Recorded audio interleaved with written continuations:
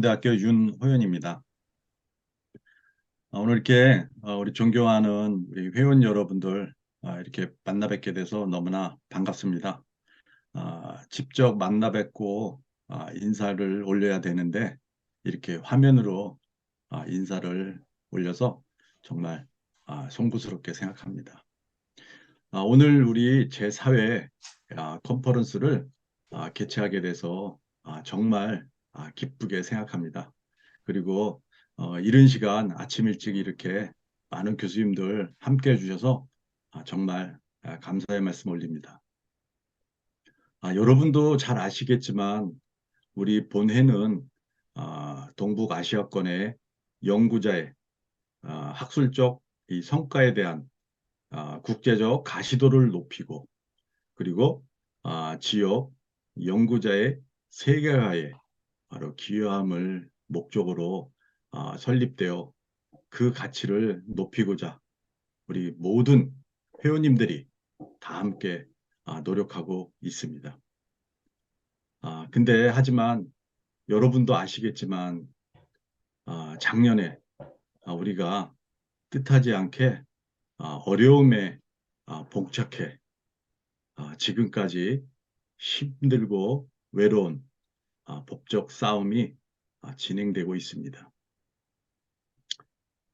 지금 어느 때보다도 우리 회원 모두가 다 함께 똘똘 뭉쳐서 이 봉착되어 있는 이 어려운 이 문제점과 이 관심을 가지고 우리가 다 같이 서로 협력해서 함께 해야 할 때라 생각됩니다.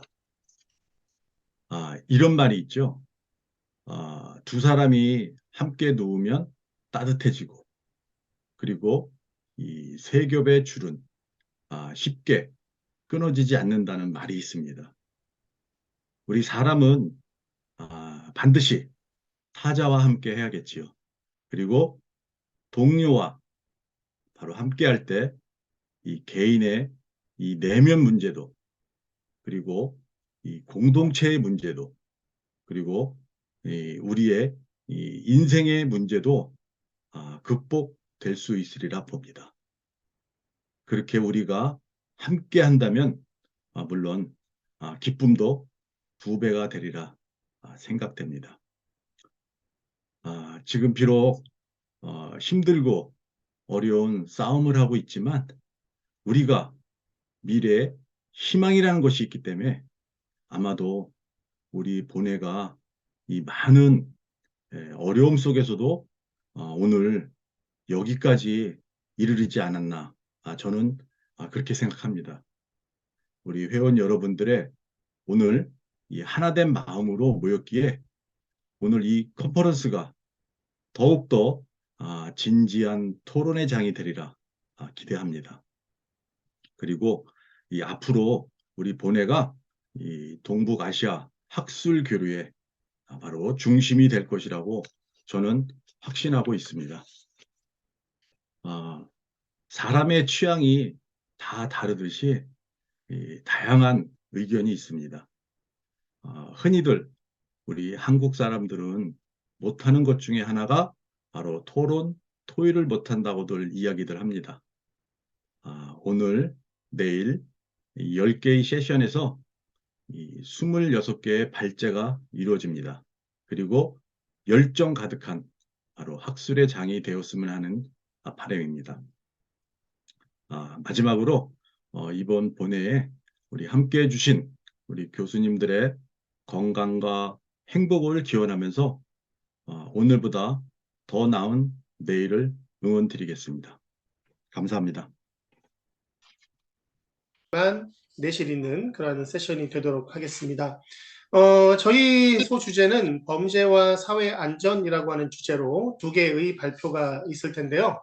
첫 번째 발표는 우리 광주여대 박광현 교수님의 존속살해죄에 대한 비판적 고찰, 그리고 두 번째 주제는 우리 유원대학교 연건웅 교수님의 이태원 참사로 본 사회재난 대응 방안 연구라고 하는 두 가지의 이 발표를 가지고 저희 소주제 세션을 구성을 했습니다.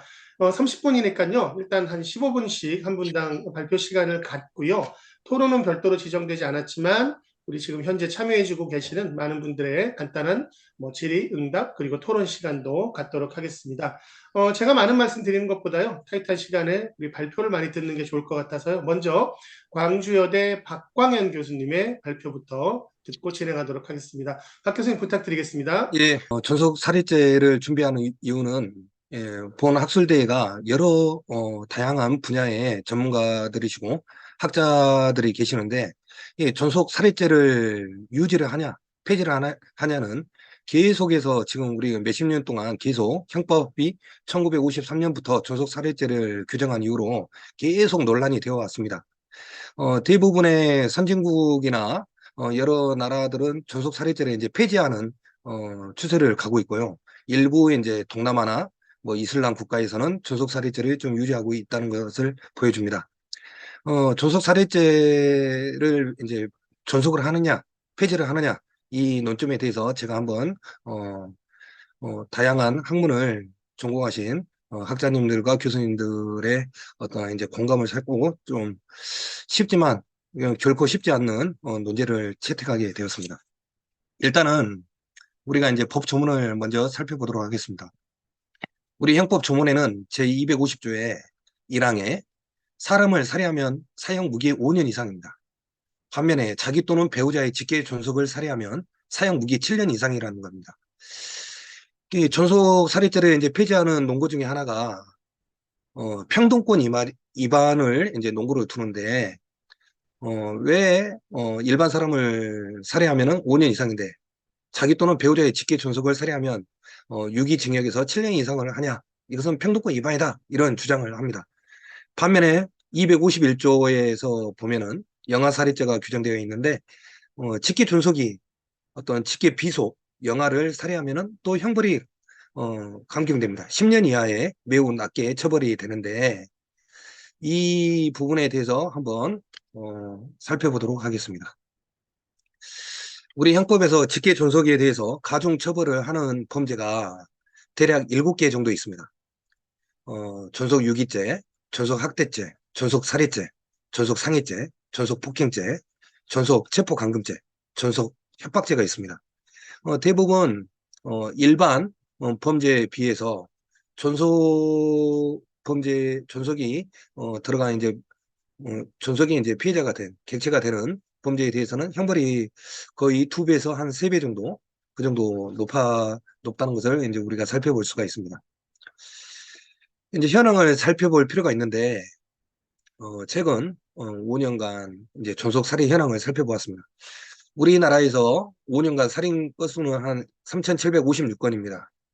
이 중에서 이제 존속 살해 사건은 154건으로 약 전체 살인 사건에서 약 4%를 이제 차지하는데요. 그러니까 평균 매년 한 55건 내외로 존속 살해죄가 발생한다는 것을 이제 이 통계 자료를 통해서 우리가 알 수가 있습니다. 21년도에는 존속 살해죄가 25건이 발생했고, 아니 51건이 발생을 했습니다. 그래서 이러한 현황을 살펴볼 수가 있습니다. 근데 이제 우리가 논점이 되는 것은 이 존속 살해죄에서 자기의 직계 존속은 이제 당연히 포함이 되는데 이제 배우자의 직계 존속을 살해한 경우에도 존속 살해죄로 처벌이 됩니다. 그래서 이제 보통 이제 민사법 다른 법하고 우리 형사법의 배우자의 의미는 좀 다르다고 볼 수가 있습니다. 첫 번째 이제 법률상의 배우자이고 두 번째가 이제 논란이 되는데요. 현존한 배우자입니다. 살아있는 배우자일 것을 요합니다. 민법에서는 배우자가 사망하더라도 여전히 혼인관계로 연결된 인척관계에 대해서는 여전히 뭐 시부모님이나 이런 경우에 부양 의무가 여전히 있습니다. 여전히 이제 그런 의무가 있는데 형법에서는 이제 배우자가 사망한 경우에는 이제 배우자의 직계 존속 이 범위에서 이제 제외가 된다는 것입니다. 그래서 존속살해죄에서 배우자는 현존한 배우자를 의미하고 그래서 예를 보면은 어떤 감남이 자기 법률상 배우자 을녀를 먼저 살해한 다음에 시간적 연속성이 없이 그 다음날 그러니까 장모를 주겠다는 거죠. 그러면은 이제 전속살인죄가 아니라 보통살인죄로 가는 겁니다.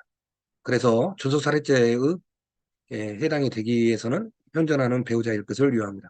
그러나 이제 먼저 배우자를 죽이고 장모를 죽일 살해를 했을 때라도 시간적으로 이제 연속성이 인정이 된다. 그렇다면은 이 경우에는 이제 전속살인죄로 처벌을 받게 되는 겁니다. 우리 헌법 10조에서는 인간의 존엄과 가치, 행복 추구권을 규정하고 있고 11조에서는 누구든지 성별, 종교, 사회적 신분에 의해서 이제 차별을 받지 않는다고 규정되어 있습니다. 모든 영역에서. 근데 이제 직계 비속이라는 게 이 사회적 신분이냐, 이제 찬반 논란이 있지만 일반적으로 이제 직계 비속도 이제 신분으로 보고 있습니다. 헌법상으로는.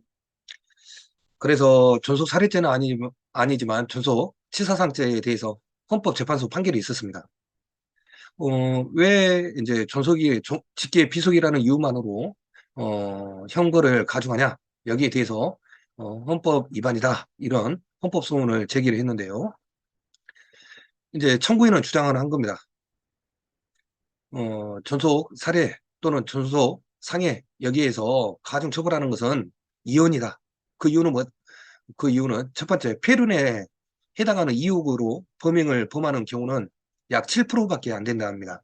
대부분 전속에 대해서 범죄를 범하는 경우는 정신 이상이 36.8 거의 40%로 가장 많고 그 다음 직계 전속이 직계 비속을 확대했기 때문에 범하는 경우가 26%, 약 30%에 해당이 된다는 겁니다. 즉 실질적으로 봤을 때 폐륜 때문에 전속에게 범행을 하는 경우에는 약 7%, 미미한 퍼센트라고도 볼 수가 있죠. 다른 상대적으로 봤을 때. 그 다음에 또 비속인 가해자를 합리적인 근거 없이 차별하는 것은 헌법 위반이다. 평등권 위반이다. 그리고 직계 비속, 직계 존속에 대해서 가중처벌하는 논거 중에 하나가 이 청구인의 주장에 의하면 우리 법은 도덕의 최소한인데 법과 법은 강제력이 있다는 거고 도덕과 윤리는 강제력이 없다는 거 여러분들이 잘 알고 계시죠. 그런데 윤리나 도덕 부분을 법에까지 확장을 해서 도입을 하냐 이런 이제 논거입니다. 그래서 존속에 대한 피속의 도덕적 의무 효를 강조하는 것은 어떤 윤리 문제를 법으로 끌어들인 것이다. 이것은 잘못된 것이다. 이런 것을 이제 주장하고 있는 것입니다. 그러나 이제 헌법재판소는 계속 유지를 하고 있습니다. 지금까지 전속 살해죄가 유지가 되고 있으니까요. 헌법재판소는 지금까지 우리가 전속 살해죄를 유지할 필요가 있다. 전속 치사 상황을 유지할 필요가 있다. 그 이유는 비속의 직계 존속에 대한 존경과 사랑은 어떤 우리 한국 사회, 우리만의 사회의 유교적 사상을 기반으로 전통 문화다. 이런 식으로 논구를 피고 있습니다. 그래서 비록 7%밖에 안 되는 폐륜적 반도덕적 행위일지라도 가중처벌해서 어떤 친족 내지 가족 내에 어떤 평화를 지키고 사회적 질서를 형성하는 게 필요하다. 이런 논거를 주장하고 있는 겁니다. 그러나 이제 반면에 우리 형사소송법 규정을 보면은 224조를 보면은 어떤 직계 비속이 자기 또는 배우자의 직계 존속을 고소하지 못한다. 또 이런 규정이 있습니다. 박광희 교수님 어, 잠시만요. 일례로 예, 빨리 혹시 지금 하겠습니다. PPT 지금 화면이 공유가 안 되고 있어가지고요. 화면이 공유가 안 되고 있습니까? 예, 예. 예. 왜 그러죠?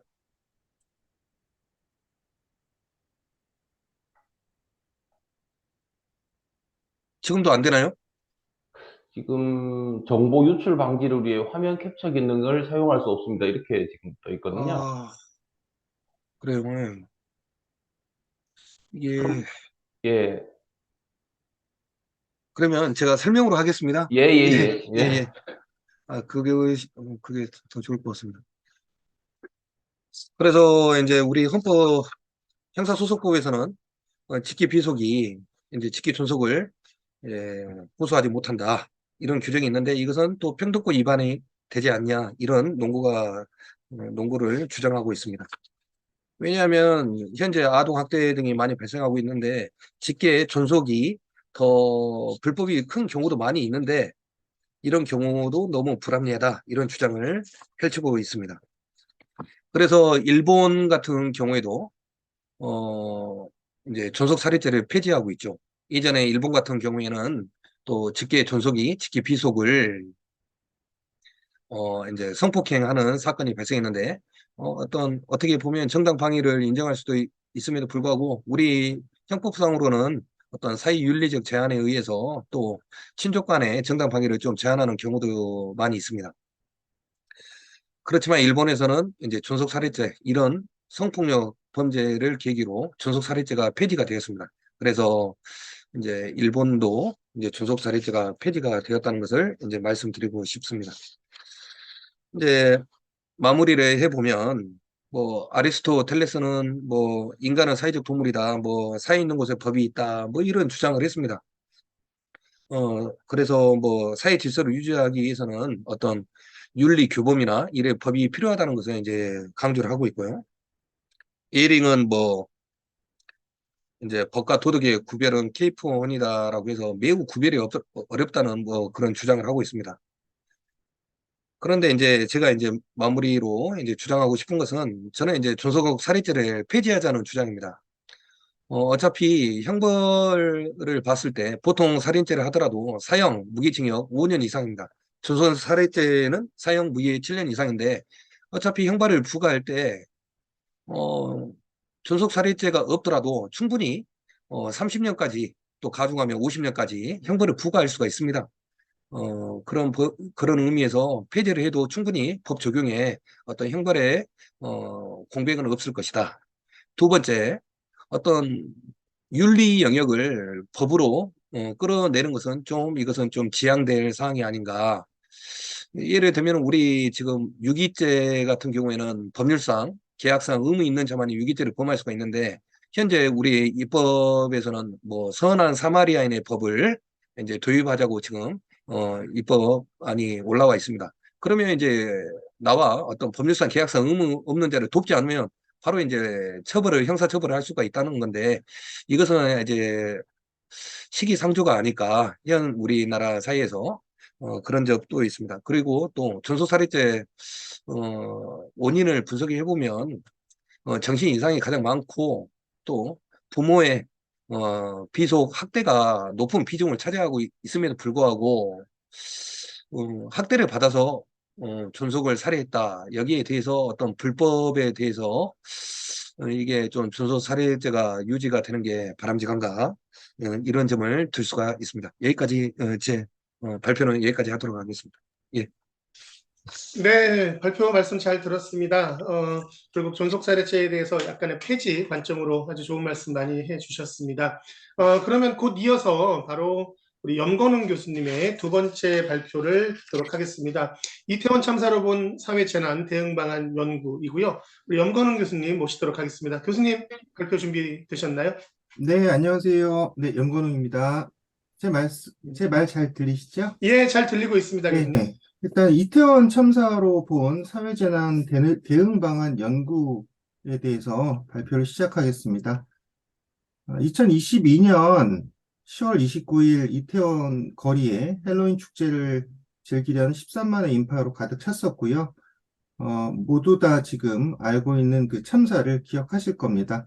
오후 10시 15분경쯤 이태원역에서 해밀턴 호텔 옆을 지나서 세계 음식 문화 거리로 올라가는 좁은 골목에 많은 인파가 몰렸고요. 또 넘어지면서 압사 사고가 발생했는데 158명의 아까운 목숨을 앗아간 이 사건을 우리는 이태원 참사로 부르고 있습니다.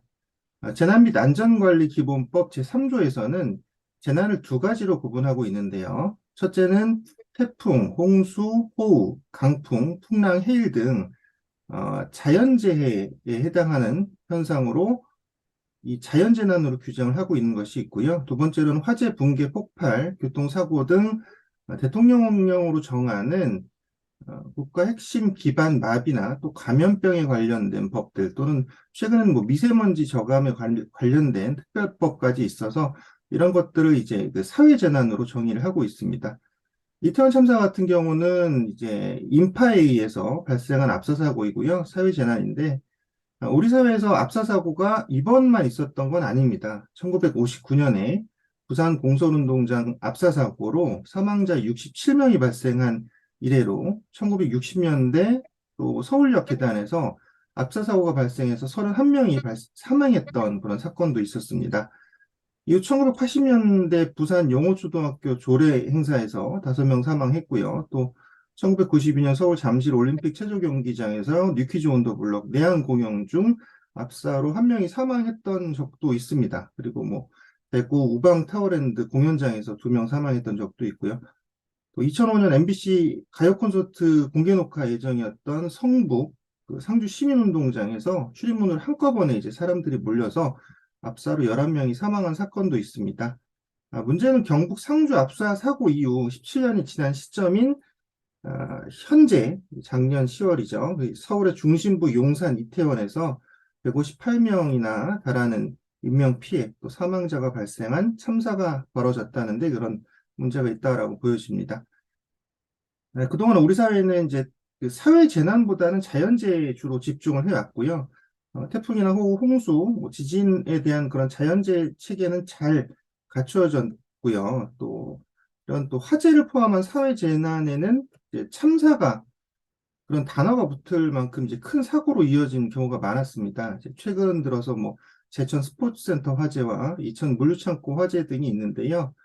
또 이번에 더해서 이태원 참사는 사회 재난의 그 규모와 피해의 심각성을 깨닫게 해준 사건이라고 볼 수 있는데, 저도 이번 사고와 관련해서 그 행안부랑 이제 경찰청 TF 위원으로 활동을 했고요. 또 거기에 이제 관련된 내용들 지금 이번에 매뉴얼도 같이 또 개정을 하고 만들고 법령 또 바꾸는 것까지도 같이 지금 이제 작업을 하고 있는데, 이때 이태원 참사 사고 당시 저한테도 이제 해외 언론에서 그 연락이 좀 많이 왔었습니다. 그래서 인터뷰 요청이 있었는데, 저도 이제 궁금했죠, 거꾸로. 왜 이렇게 해외 언론들에서 이태원 참사, 항상 나는 그런 사고이고, 인명사고이고, 물론 규모가 굉장히 크긴 하지만, 왜 이런 참사에 관심을 가질까라고 생각을 했더니, 이게 우리나라가 이제 G20에 가입한 선진국의 이제 대열에서, 또 특히나 이제 뭐 K-팝이라든지, 한류 열풍으로 이제 문화 강국으로 우뚝 선 이제 대한민국이란 나라에서 또 해외 여러 나라 사람이 이제 문화가 어우러져 있는 그 이태원이라는 장소에서 또 이와 같은 이제 참사가 발생했다라는 것이 이제 좀 믿기지 않는다라고 생각을 하더라고요. 이제 그래서 왜 그러냐 했더니 이제 해외 다른 나라들 같은 경우는 이미 이런 큰 압사 사고를 겪었었고요. 그래서 여기에 대한 굉장히 큰 대응 체계들을 다 갖춰놨기 때문에 최근에 이제 이런 압사 사고가 나는 나라들은 이제 그 아랍에 있는 이슬람권 국가들 거기서 뭐 성지순례 참배라든지 이런 걸 하다가 한 뭐 몇백여 명 사망한다든지 또 인도네시아에 있는 축구장에서 뭐 관중들이 난동을 펴가지고 거기서 최루탄을 쐈는데 그 축구장 출입구로 갑자기 사람들이 몰려가지고 넘어지기 시작하면 이제 압사가 발생한 그런 사고들로 몇백 명이 좀 사망했던 그런 사고들이 최근에 있었지만 이 G20 가입한 선진국에서 이렇게 큰 규모의 압사 사고가 난 것은 이제 아까 뭐 미국, 영국, 일본 같은 선진국은 이미 다 그런 큰 참사 이후에 다 이제 개선책들을 마련했고 이제 우리가 이제 사실은 어떻게 따지면 마지막이었을 수도 있다라고 보시면 될 것 같아요. 그래서 여기에 따라서 이제 우리가 뭐 법령을 제정하고 정비하고 또 제도를 정비해야 된다. 그런 것들은 당연히 지금 계속 정부에서 하고 있는 그런 부분들이고요. 또 TF도 계속 구성해서 하고 있고. 근데 이제 문제가 이제 우리가 재난에 대해서 이제 컨트롤 타워가 이제 2003년에 대구 지하철 참사가 있었던 겁니다. 근데 이때도 노무현 정부 때 이 위기 관리 컨트롤 타워가 필요하다라고 생각해가지고 NSC에서 통일 외교 안보만 하는 게 아니라 거기에 플러스해서 안전 재난까지 다루고 있었던 그런 경우도 있고요. 근데 이제 이명박 정부 들어와서 이 시스템을 완전히 또 폐지했었고요. 또 박근혜 정부가 이 안전을 최우선으로 두겠다고 이제 행안부를 안전행정부로 바꿨습니다. 그 안전이 앞에 나왔더니 더 이제 안전을 중시하겠다는 그런 의지를 갖고 있는 명칭 개선이었죠. 그래서 세월호 참사 근데 또 터집니다. 2014년에. 그래서 이거를 이제 국민안전처로 별도로 빼서 만들고 또 안전행정부는 행정자치부로 돌려버리고 참사에 대응하지 못한 해경을 이제 폐지하고 지자체에는 재난안전 관련 부서를 이제 만들도록 지시를 합니다. 그래서 박근혜 정부의 재난 대응은 역부족이었다는 비판을 받게 되었고 그래서 이제 또 문재인 정권에 들어서는 청와대 이제 지하 벙커에 있던 위기관리센터에서 재난 대응을 주관을 시킵니다. 그리고 이번에 윤석열 정부에서는 대통령실을 이제 용산으로 이전했거든요. 사실 이 부분도 좀 경찰이 이번에 대응을 제대로 못했다는 그런 부분은 제가 여기서는 깊게 안 들어가겠지만, 대통령실이 원래 청와대에 있었다가 그것이 이제 용산으로 옮기면서 그 집회 시위가 용산 인근에서 많이 발생했기 때문에 당일날도 이 경찰의 그 기동대 인력들이 분산이 돼 있었습니다. 그래서 용산에서 그 이제 집회 시위 인력으로 기동대가 분산돼 있었기 때문에 현장에서 그 경찰이 대응을 제대로 못했던 부분도 요인 중에 하나로 분명히 작용을 하고 있거든요. 근데 어쨌건 그 용산으로 이전하게 되면서 이 윤석열 정부 같은 경우는 위기관리센터 기능이 유명무실해야 된 거 아니냐라는 그런 비판을 받기도 하고 있어요. 이건 뭐 팩트를 저는 말씀을 드리는 거니까요. 그래서 여러 가지 노력과 그 정비에도 불구하고 이런 재난 대응에 대한 계속 문제점을 각 정부마다 보여줬었다. 이런 반증이다라고 볼 수가 있고요. 특히나 이제 이런 지역 축제 행사에서는 시민과 상인, 전문가가 같이 참여하는 그런 재난 대응 거버넌스가 분명히 필요한데 그런 것들도 제대로 작동되지 않았다. 특히나 이 지역 안전관리위원회를 통해서 이런 재난에 대한 그 대비 또는 예방책을 미리 만들고 행사 계획을 세웠어야 되는데 그런 것들도 제대로 이번에 이루어지지 않았다. 그리고 이 재난주간부서였던 용산구청 같은 경우도 특히나 이 지역안전관리위원회를 통해서 했어야 되는데 이걸 형식적으로 개최했고 유관기관이 참석하지 않았다. 그런 부분들도 보였다라는 것이고요. 참사 당일 계획도 없었고요. 현장 통제도 이루어지지 않았기 때문에 여기서 이제 이런 큰 축제가 있을 때 기본적인 것은 지하철 무정차 통과입니다. 그러니까 이 교통 통제가 돼야 되고, 교통 통제가 돼야지만 이 안에 있는 사람들과 이 차의 흐름이 나눠지게 되거든요. 그런데 여기서는 이제 교통 통제가 안 됐고, 또 거기에 이제, 불법 주차 차량까지 뭐 있었고 이래가지고, 거기 처음에 이태원 참사에 첫 환자가 발생했을 때, 응급 환자가 발생했을 때, 그 옆에 있는 그 순천향대학병원이 가깝습니다. 용산이기 때문에. 근데 거기까지 옮기는데 최초 첫 환자가 1시간 반이 걸렸거든요. 이게 사실 말이 안 되는 거죠. 그러니까 그 인파를 뚫고 나오고 그 환자를 후송하는 그 시간이 거기에 있는 주차 차량 빼고 막 이러다 보니까 이런 것까지도 굉장히 늦어졌는데 그러니까 이게 디맷이라고 합니다. 현장 응급 의료 체계를 디맷이라고 하는데 이 디맷까지도 제대로 작동하지 않았던 총체적인 난국이었다라고 볼 수가 있어요. 그래서 소방 같은 경우도 대응 단계를 늦게 조정을 했었고요. 그래서 이런 것들은 이제 결국은 무엇을 얘기를 하냐면 그러니까 행안부가 지역 축제장 안전관리 매뉴얼이라는 걸 만들거든요. 그러니까 기본적으로 이런 이태원 축제 같은 경우는 사실은 자발적인 참여에 의한 축제였습니다. 무슨 얘기냐면 이 재난 및 안전관리 기본법 66조 11에 의하면 1000명 이상의 행사에 대해서는 기본적으로 지자체가 이 행사를 주최하고 책임지게 되어 있어요. 근데 이태원 축제 같은 경우는 이게 지금 그러니까 시민들이 자발적으로 참여하는 거죠. 매년 그냥 이제 어떤 외래의 문화가 들어와서 자발적으로 참여했던 그런 행사였기 때문에 이 주체가 없는 거예요, 행사 주체가. 그러니까 이 책임질 사람도 없고 계획을 세울 사람도 없고 법상으로는 그렇게 돼 있던 거예요. 그러다 보니까 여기에 대해서 이제 주체가 없는 행사가 돼버린 그런 좀 이상한 상황이 돼버렸는데 이게 이제 어떤 법망에서 좀 사각지대로 빠져 있었던 그런 특이한 부분이 사실 보입니다. 그래서 여기에 대해서 지금 우리 재난 및 안전관리 기본법이라든지 또는 행안부가 발간하는 그 지역축제장 안전관리 매뉴얼에 이 내용을 분명히 추가를 해서 이 주체자 없는 행사에 대해서 이제 그 계획을 잡고 또 현장을 통제하게끔 그렇게 만들어야 된다. 근데 지금 이거는 이제 행안부가 지금 개정을 하고 있습니다. 경찰청도 마찬가지고요. 그래서 어쨌건 이런 문제에서도 이런 큰 행사상 절차상 또는 현장 통제상 그런 문제들이 분명히 발생된 부분이 보인다라는 거고요. 지금 2022년 제가 12월 말까지 그때 검색을 했던 그 바로는 재난 및 안전관리 기본법이 발의된 건이 한 20건 정도 그렇게 있었습니다. 지금 아마 더 발의된 걸로 저는 알고 있는데 여기에 이제 핵심은 뭐냐면 주체자 없는 행사에 대해서도 행정기관장이 안전관리 조치를 의무화하겠다. 그리고 밀집도별 조치에 대한 내용을 담고 있다. 그리고 재난안전 뭐 문자 발송하겠다. 재난안전 데이터 통합 시스템 구축하고 보고체계 확립 같은 것을 하겠다라는 그런 내용도 담고 있습니다.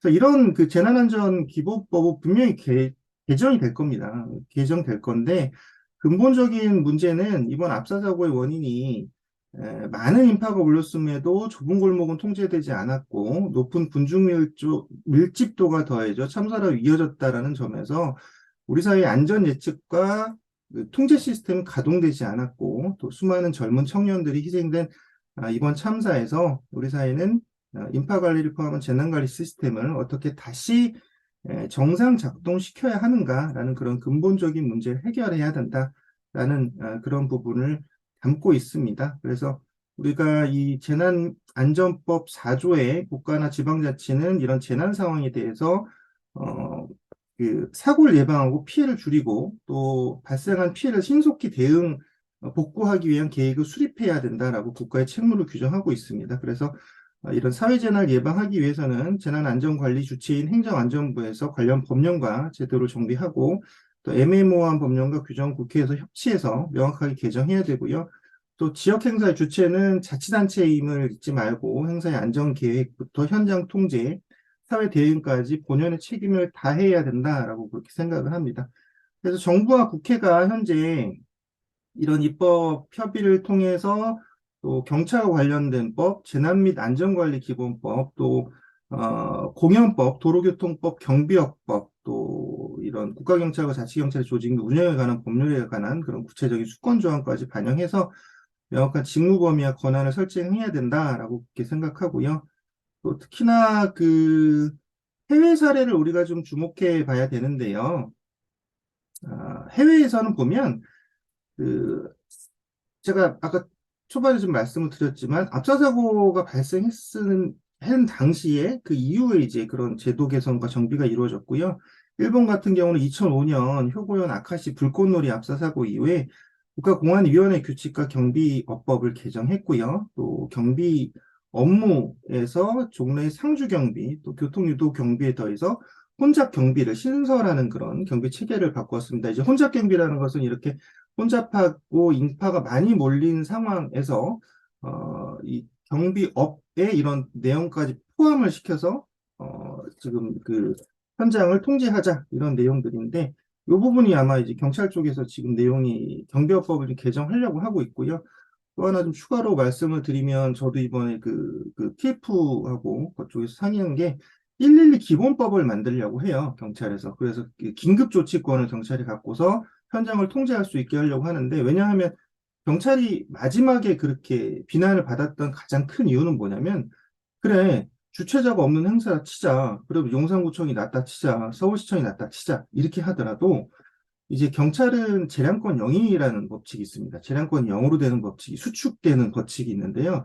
재량권 0으로 수축되는 것은 결국 국민이 극도의 그런 극도의 어떤 위험에 처했을 때, 그러니까 국민이 위험에 처했을 때 경찰은 그러니까 방법이 없다. 너는 재량권이 없으니까 무조건 개입해서 국민을 구해야 된다. 이런 이제 원칙이 있습니다. 그러니까 그 상황에서 경찰은 최후의 보루였던 거죠. 그 상황에서 경찰은 어떻게든 사람들을 구했어야 되고 통제해야 되고 빨리 조치를 했어야 되는데 그런 것들이 제대로 이루어지지 않았기 때문에 경찰이 역할을 다하지 못했냐라는 그런 비난을 받을 수밖에 없었던 부분은 당연한 겁니다. 그래서 이런 부분에 있어서 이제 112 기본법을 통해서 그러니까 경찰들도 할 말이 있는 거예요.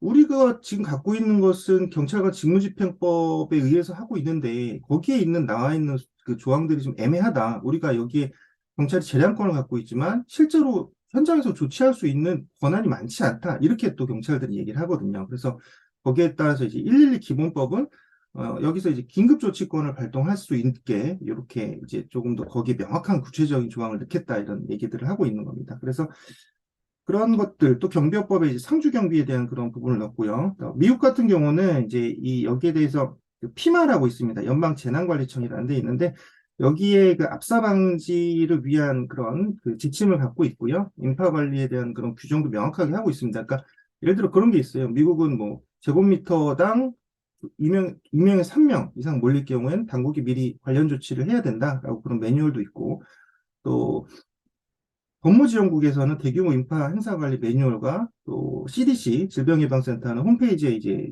여행객 대상 대형 행사 참석 시 권고사항도 있고요.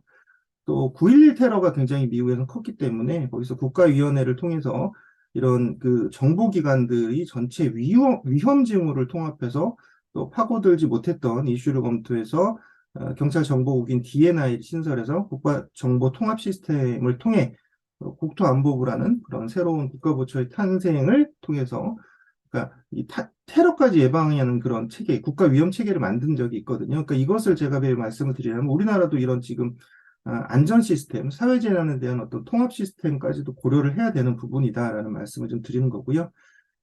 결국 이태원 참사는 많은 시사점을 제시하고 있습니다. 인파사고와 같은 공공안전의 문제점을 파악하고 사회재난 대응 시스템을 점검해서 관련 법령 제도와 개정 또 그런 시스템 정비를 통해서 사회안전 시스템을 제대로 구축한 안전한 대한민국으로 나아갈 수 있는 계기가 되어야 된다라고 마지막으로 좀 제언을 드리고 싶습니다. 네, 제 오늘 주제 발표는 여기서 마치겠습니다. 이상입니다. 감사합니다. 네, 연건훈 교수님 발표 잘 들었습니다. 뭐 예전에 저도 그 메카에서 성지순례 하다가 압사 사고 그런 거 보고 되게 충격적이었는데요. 교수님 말씀 들으니까 더욱더 인재라고 하는 확신이 명확해지는 것 같습니다. 그러면 우리 시간이 거의 저희가 정해진 시간을 허비를 했는데요. 혹시 지금 우리 플로어, 그러니까 발표를 보시고 혹시 이 뭐 토론이나 아니면 질문이나 있으시면 우리 선생님께서 해주시기를 부탁드리겠습니다.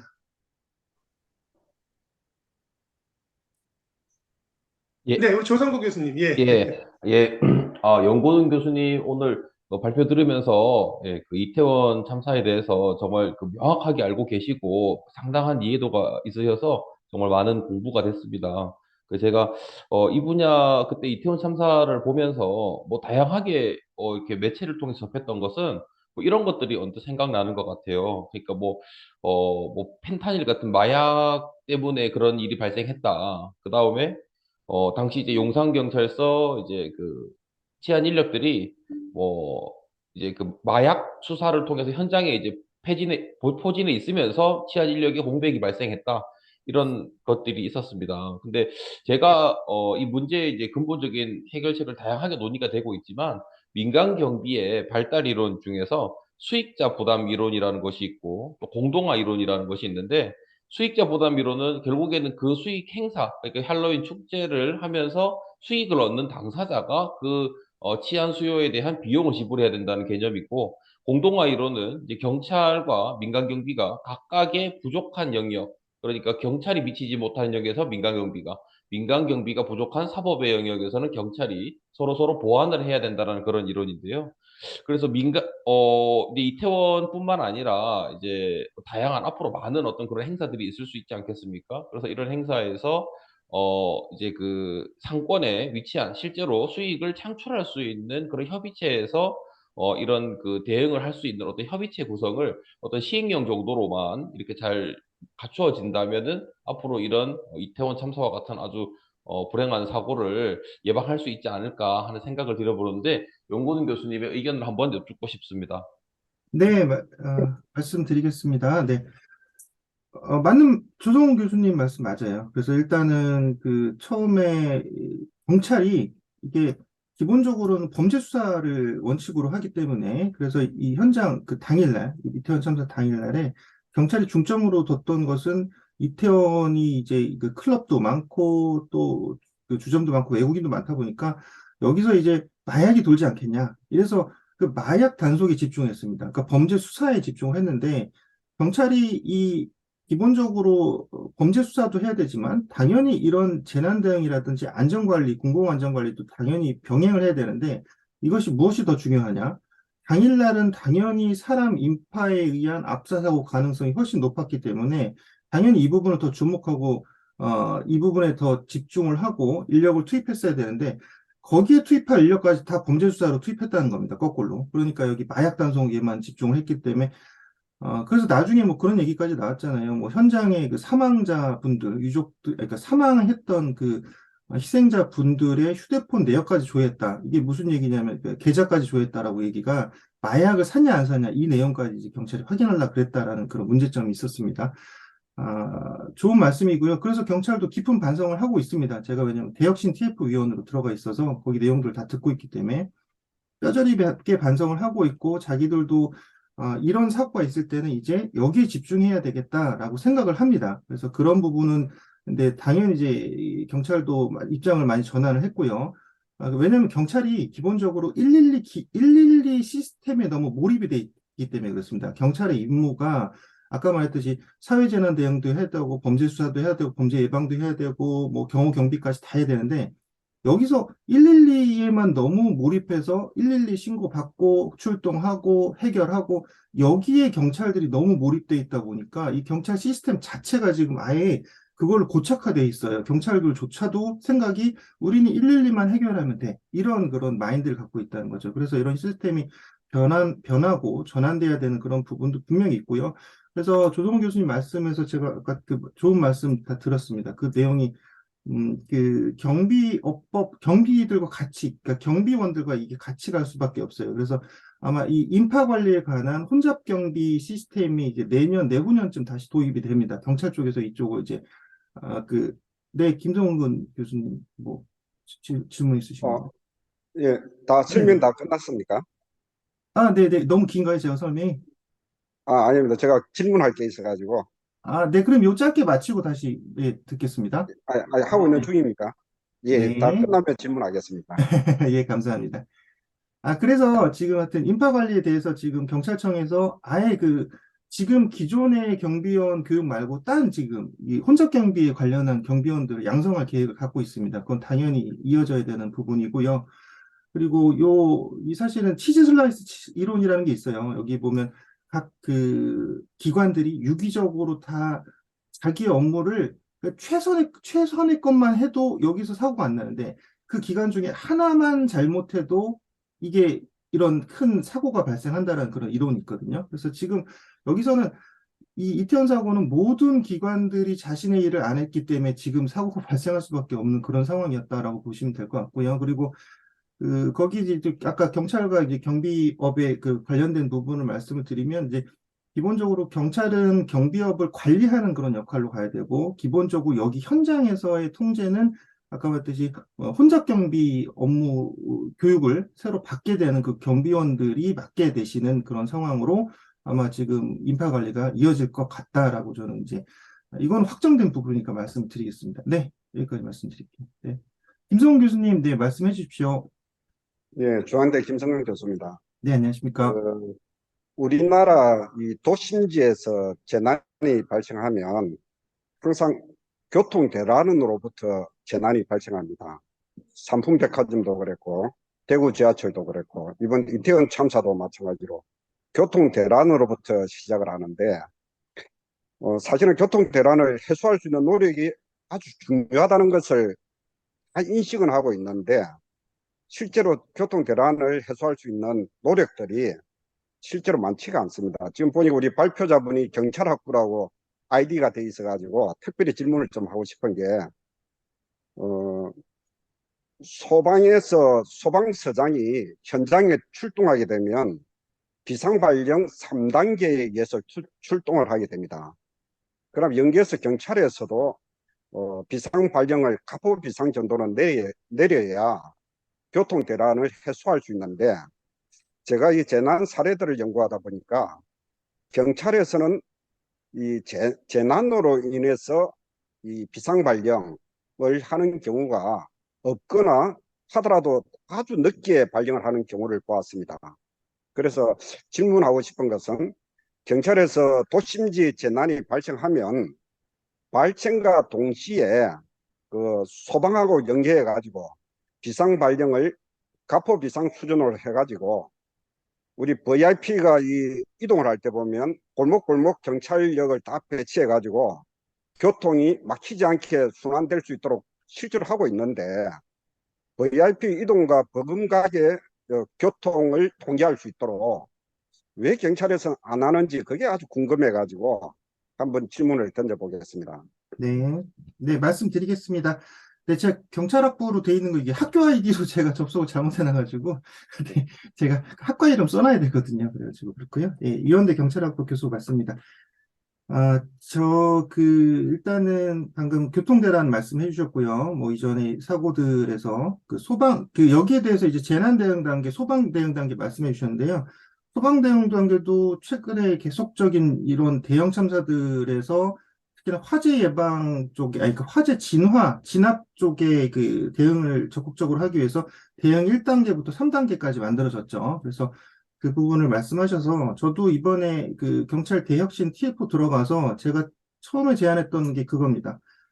소방 대응 3단계 같이 경찰도 이 사회재난에 대응하는 이 대응 단계를 만들면 어떠냐라고 저는 의견을 분명히 제시했고요. 그 의견은 거기에 써 있습니다. 들어가 있는데, 여러 가지 좀 부담이 있던 것 같아요. 이게 사실은 좋기도 한데 나쁘기도 해요. 이게 이 체계적으로 대응할 수 있다는 장점도 있지만, 단점으로 봤을 때, 우리가 이제 이론 학자들도 우리가 이제 또 경찰이라든지 이런 기관들과 연계할 수밖에 없는데, 그들의 어떤 실무적인 얘기만 드리면 부담을 갖고 있어요. 왜냐하면 이렇게 되면은 1, 2, 3단계를 발령했는지 안 했는지, 또 거기에 대해서 그거에 따라 대응을 했는지 안 했는지에 따라서 경찰이 또 거기에서 이제 대응을 잘했네, 못했네, 아니면 처벌될 수 있네, 뭐 책임 소재 나오네.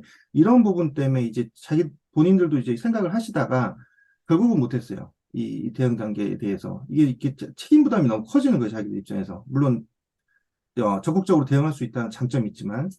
그래서 다른 쪽으로 이제 대응 단계를 이렇게 준용을 해서 한다라고 지금 얘기를 하고 있습니다. 이건 가포 비상 단계 이런 단계로 들어갈 거는 아니고요. 그래서 경찰에서 이제 지금 매뉴얼을 만듭니다. 인파 관리 매뉴얼을 정확하게 지금 만들고 있고요. 지금 각 청으로 하달이 될 건데 거기에 보면 이 시스템을 이 가포 비상 단계보다 더 아주 잘 시스템화돼서 잘 만들어 놨습니다. 그래서 인파 관리 이게 제가 짧게 말씀을 드려야 되니까 짧게 말씀드리면 이 처음에 계획, 예방, 대응, 뭐, 그다음에 후에 사고 났을 때 처리 단계까지 이 아주 시스템화돼서 여기에 대응을 철저하게 할 수 있도록 지금 아주 시스템화하고 교육도 지금 경찰에서 기동대랑 제가 또 그래서 그 총경급 이상 또 기동대장급 해가지고 한 전국 1000명 정도 간부들 강의를 했었거든요. 이 인파 관리에 대해서. 그래서 본인들이 열심히 하려고 합니다. 인파 관리 지휘관들이 또는 그 책임자들, 그러니까 경찰서장 이상들이 지금 이 내용에 대한 이해를 했고 또 현장 대응을 하려고 하고 있고요. 그 얘기도 했었어요. 그래서 추가적으로 말씀드리면 그럼 아까 112, 119가 같이 이제 어떤 대응을 같이 하면 좋지 않냐? 그래서 저도 911로 통합하는 거 어떠냐? 이것까지 제시를 했었습니다. 아니면 영국같이 999로 우리가 한 전화로 회선으로 받으면 이게 좀 더 빨리 처리가 되고 같이 통합해서 되지 않겠어요? 근데 이것도 부담을 느끼더라고요. 경찰이나 소방 둘 다 부담을 느끼더라고요. 그래서 요거는 행안부를 넘어선 그런 기관에서 야 합쳐라. 제가 말씀드리는 것은 최고 높은 기관이겠죠. 거기서 그 정도로 얘기하지 않는 한 이게 합쳐지지 않는 상태더라고요. 112, 119가.